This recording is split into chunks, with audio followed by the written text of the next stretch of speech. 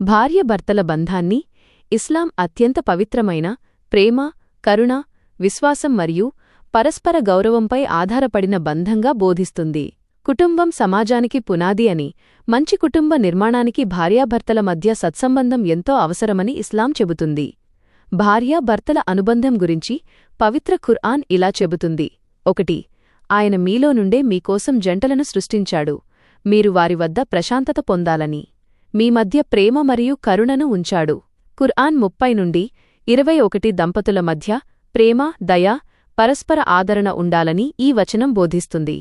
2. ఒకరికొకరు వస్త్రంలాంటివారు ఖుర్ఆన్లో ఇలా ఉంది: వారు మీకు వస్త్రాలు, మీరు వారికి వస్త్రాలు. ఖుర్ఆన్ 2-187. దీని అర్థం భార్యాభర్తలు ఒకరి గౌరవాన్ని మరొకరు కాపాడాలి, ఒకరికొకరు రక్షణగా, ఆదరణగా ఉండాలి. 3. ముహమ్మద్ ప్రవక్త సల్లల్లాహు అలైహి వసల్లం ఇలా ఉపదేశించారు: మీలో ఉత్తముడు తన కుటుంబ సభ్యులతో, ముఖ్యంగా తన భార్యతో ఉత్తమంగా ప్రవర్తించేవాడే. ఇది భార్య పట్ల గౌరవం, ప్రేమ, మంచి ప్రవర్తనకు ఇస్లామిచ్చిన ప్రాధాన్యతను తెలియజేస్తుంది. 4. పరస్పర హక్కులు మరియు బాధ్యతలు.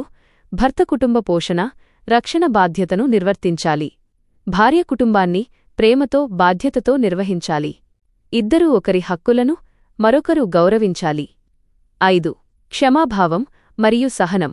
కుటుంబ జీవితంలో చిన్న చిన్న విభేదాలు సహజం. కోపంతో కాకుండా సహనం, క్షమాభావం, సంభాషణ ద్వారా సమస్యలను పరిష్కరించాలని ఇస్లాం బోధిస్తుంది. 6. రహస్యాలను కాపాడడం. భార్యాభర్తలు తమ వ్యక్తిగత విషయాలను ఇతరులకు చెప్పకుండా గోప్యతను కాపాడాలని ఇస్లాం ఆదేశిస్తుంది.